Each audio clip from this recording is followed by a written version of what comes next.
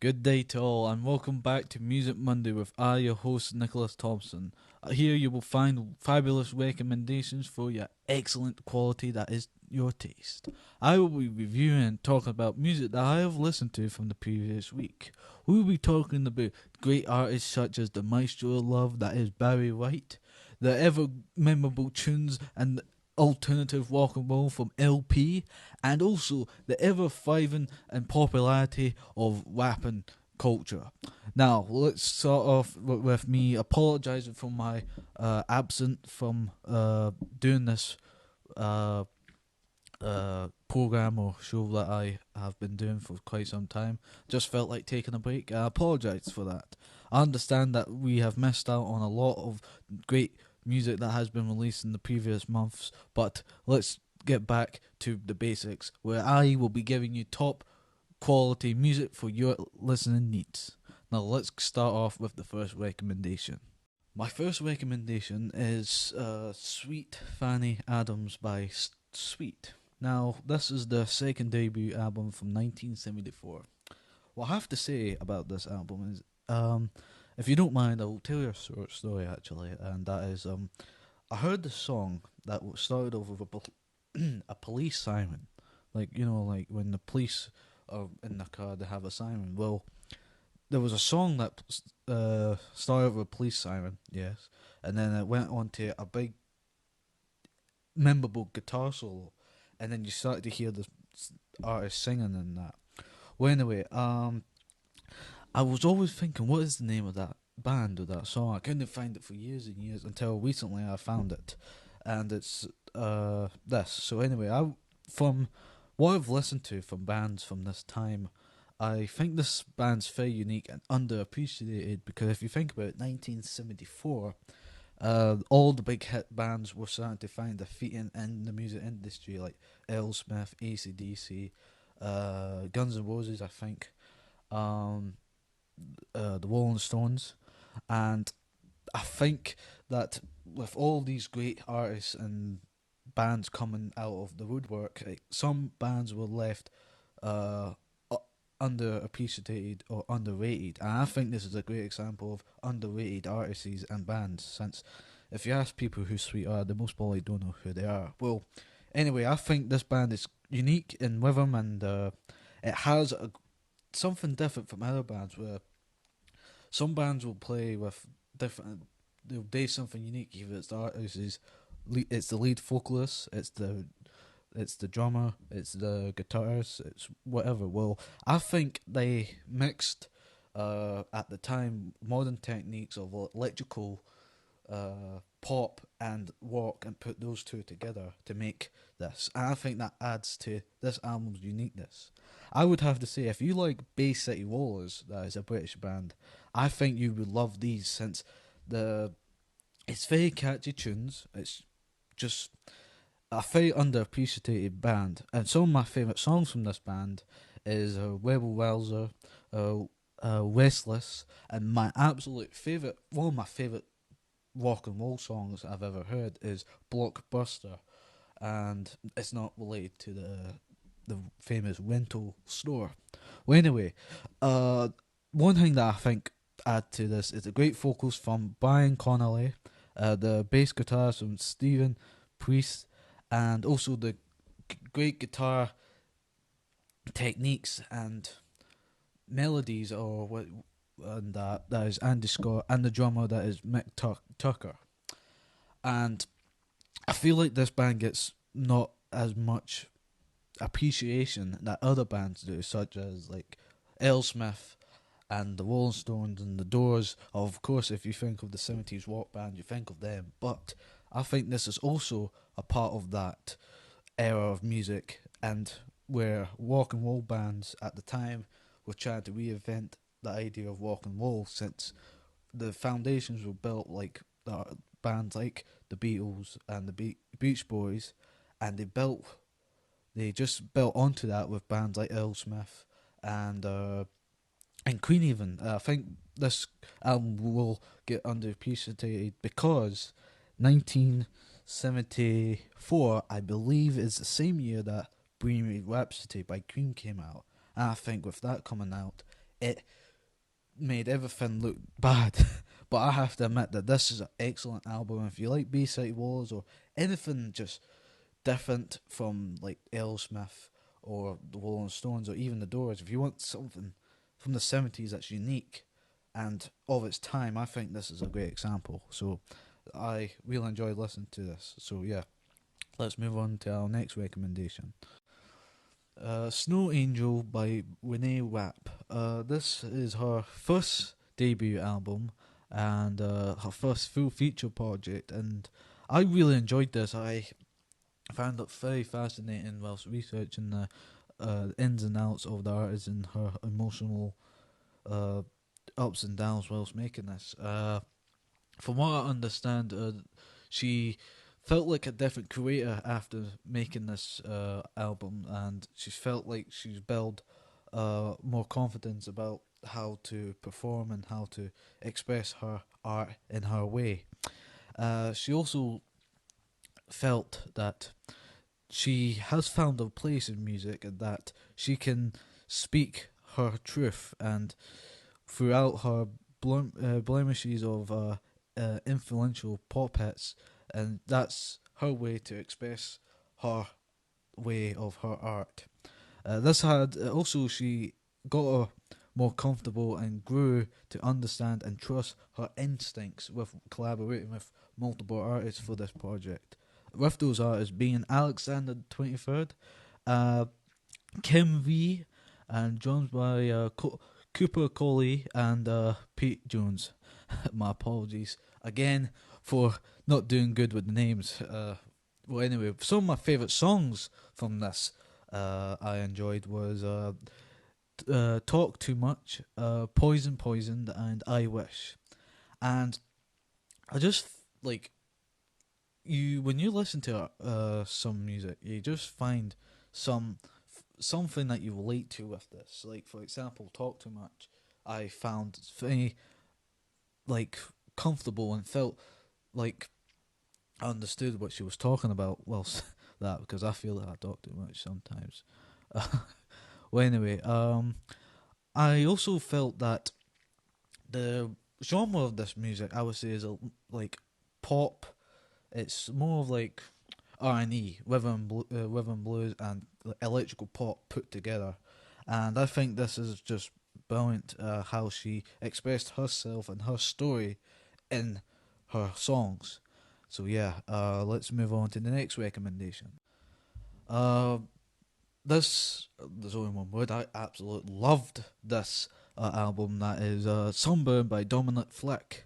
And I just want to add, I wonder, is the end Dominic like Flick? Is that like when you flick your finger or something like that? I think I don't know if it's the right spelling, but it sounds like that. Anyway, this is his second debut album, and when listen to this, we got an understanding and an insight of the artist's ups and downs. It explores the themes of heartbreak, regret, addiction, sex, and jealousy. And also, the artist stated that this album was to express his feelings and how uh, fame comes with a lot of great things, being famous, but it comes with a lot of not great things. For example, with the issues, like let's say you had issues beforehand, it will just you'll have those issues, but with the addition with a limelight glowing over you constantly for 24 hours of the day. Anyway, the artist also expressed that this album was to explore the profound lacking that is in the world of honesty, and there's not enough of it. And also, artists wanted to make a strong impression into the music industry, and I think he has with the success of Empathy, which I haven't got a chance to get to. I think this is a great album on its own. Also, you go on it. Also, is a life story. It tells you the ups and downs of somebody's life. For example, Dominic Frick, and I think he's had a lot of great people working with this. For example, the assistant engineer Matt Wallach, backing vocals with Renee Witt, and the horn by Ivan Jackson. I don't know why the horn. I just when I was researching it, like there's a horn in this, like a brrr. Anyway, some of my favorite songs from this was "Suck," uh, what's that? "Mama's Boy," and "How Much Is Weed." Uh, Also, it shows a side of the artist that we don't see often. His vulnerable and him evolving and becoming a better artist and stuff. What I also enjoyed about this is the remixing. So like the remixing of the beats, the lyrics, and the tunes, and how it just feels like you're going through somebody's life and their ups and downs and their successes and their failures. And the best way to describe, if I don't know who I could compare this to, I think if it was, I couldn't really say, but it's a mixture of rapping, remixing, electrical pop, and etc. But I just really enjoyed this since I enjoy his previous album. What the God, what's the name of it? I can't remember, but I enjoyed his previous work. But I also like the name, the title song, Sunburn, which is eye catching. When I was looking this up, and yeah, let's move on to the next recommendation. Weed Killer by Ashnikko. This is another debut album from the great American songwriter slash rapper.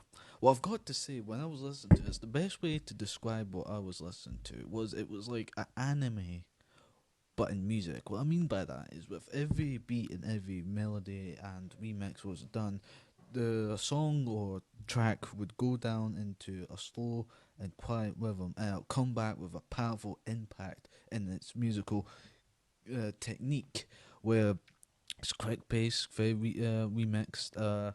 Also, her art through her music is very different. It's a fancy sexual album, I would say, with a odd.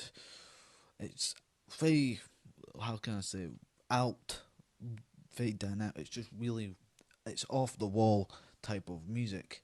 And some of the songs that I enjoyed whilst listening to this was Worms and Moonlight, which I quite enjoyed. This album, if I was going to say the genre it contains, is a trap pop with electrical pop and rap. But down to its basis, it has a great cast of people working for it. Great drum programmer, bass, backing vocals, and piano. But it's also, we found out, I believe this album was supposed to come out in January the 2nd, but because of reasons beyond our artist's abilities, it was set ahead to August, I think the 28th. And it's just really dynamic. It's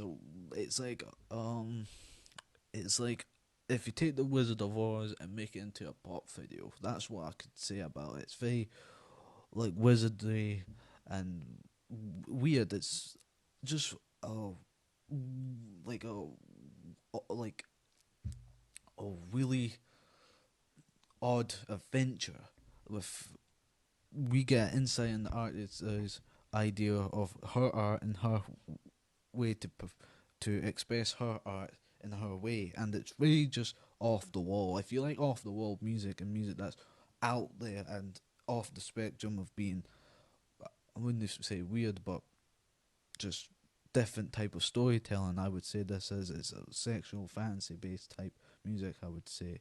So yeah, let's move on to the next recommendation. A Call to the Void by Hot Milk. Whilst I was listening to this album, I was walking at the time, and I had this idea that this album, what it was like, you know, in a movie when a supervillain or a villain gets defeated by the hero, and then his world collapses in his lair and everything. Well, this felt like it would be perfect to play for him to listen to, since it it's a tightrope between being humorous and serious about the artist's storytelling and their goal. This is also again a debut album for the artists, since it's a duet. Apologise for that. The genre of music, I would say this is more of a grudge and heavy metal, rock and roll, and that. And if you like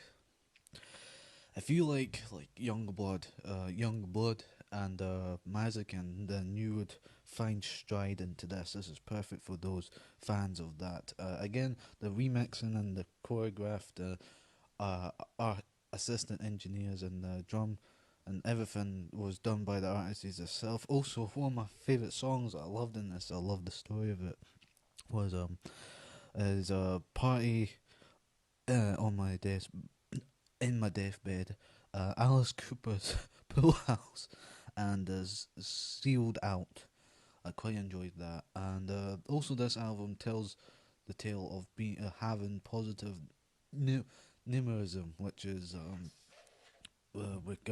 disregarding and not believing in any religion and believing in your own life and stuff. And I just really enjoyed listening to this. It was just a brilliant rock and roll album, heavy metal, with every beat just being a ton of bricks on you, but in a good way. With it just being a great example of the different approach of rock and roll that's getting taken in this day and age, and I think they've took a different approach in a way that makes them unique. And yeah, just loved listening to it. I just really loved the song Alice Cooper's Pool House, which is just, it's hilarious because at the end of it, Alice Cooper and I think his band that he's in made a little cameo at the end of it, and I quite enjoyed that. It was funny. So yes, let's move on to the next recommendation. This is the final recommendation of the week, and that is Unfinished Business by Fredo. This is his fourth studio album, and why was listening to this? I just enjoyed listening to this since it's back to his bases, with him also going back, collaborating with his long-term friend Eric the Fourth, and this album's a mix of hip hip hop and trap music and that, and it just shows off um his what's the word I'm looking, profound and great storytelling abilities, that tells his story and his what he's going through at the time, and it just tells us about what he's what's it's like being a rapper in the city of London, and what else?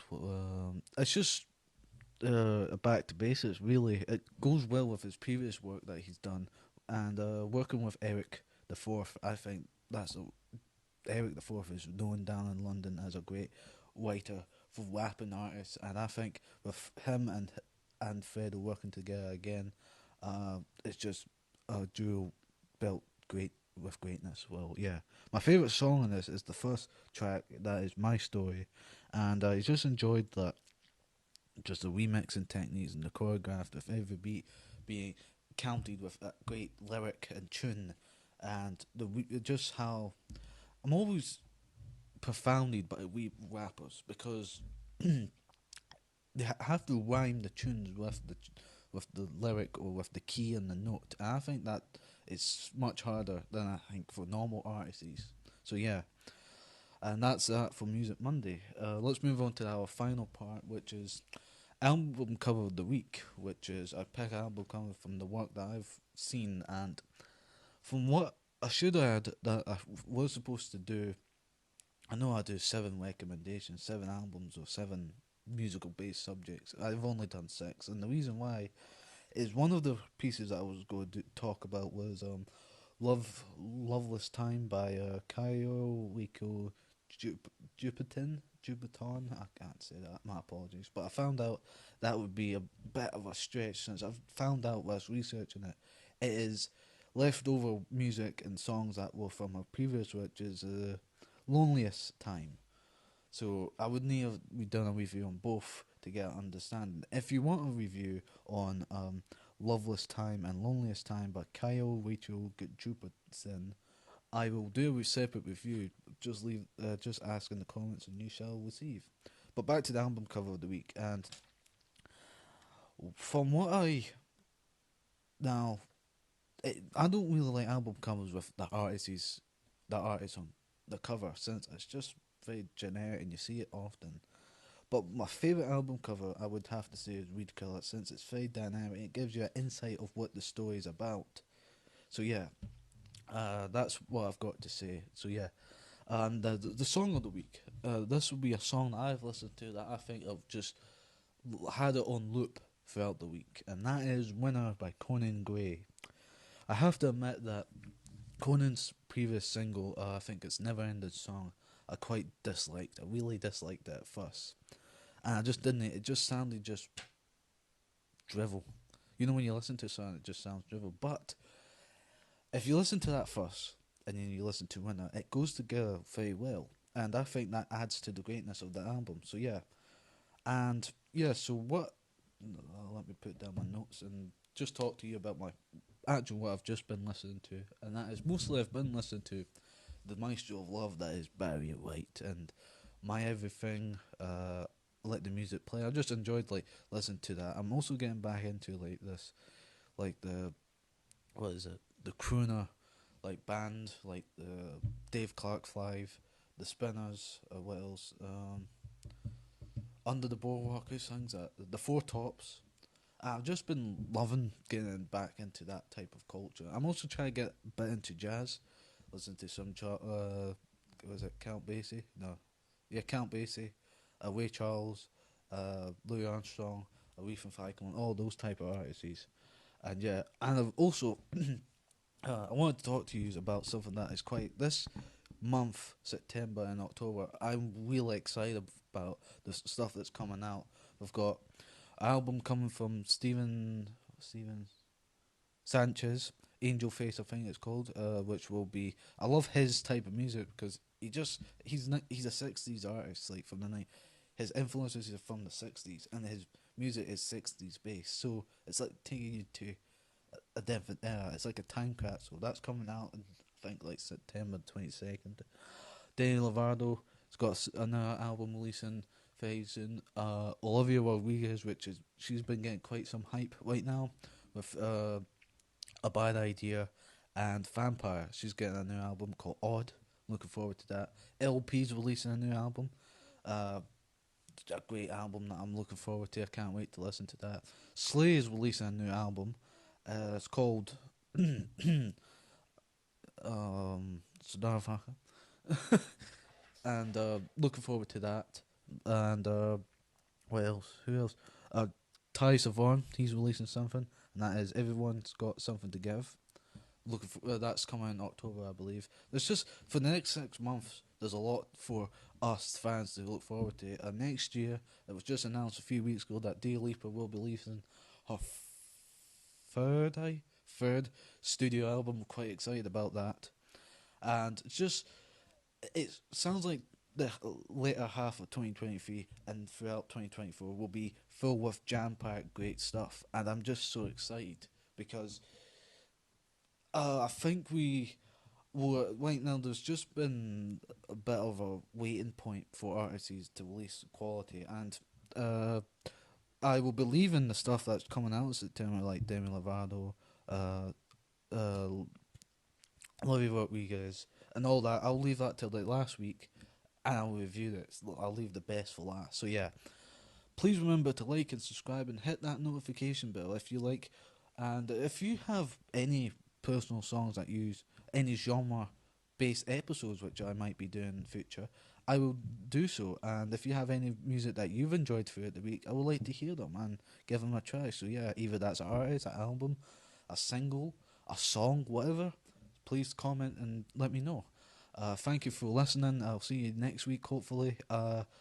Please, again, like and subscribe and hit that notification bell. If you like my content, you can find me on my socials. Yes, thank you very much.